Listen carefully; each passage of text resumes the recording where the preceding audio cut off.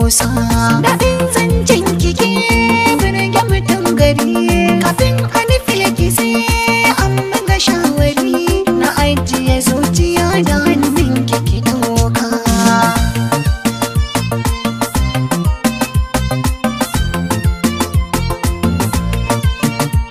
In zan tafiya da kai ina yin ta da sauri, dan kai ne ka saka a gwiwa na ji kwari.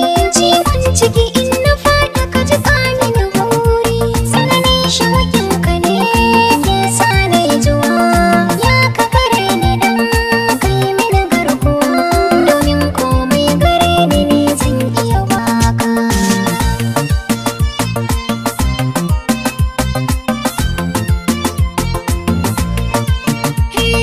Idan kina nan to ni na abin ina nan. Zancen ka baya yin sata, ko daɗi ba za ya kai shi daɗi ba.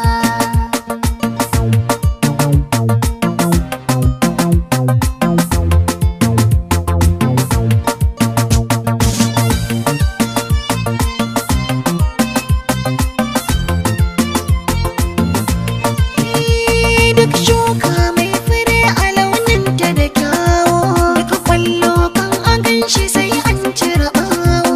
Zan taka har gida sadakin ki na kawo, in dai sarki yana kyau da amawali, ke kuma kin fi kyau idan kin saka tozali. Ko a gidan ko ba kamar ke ba shakka.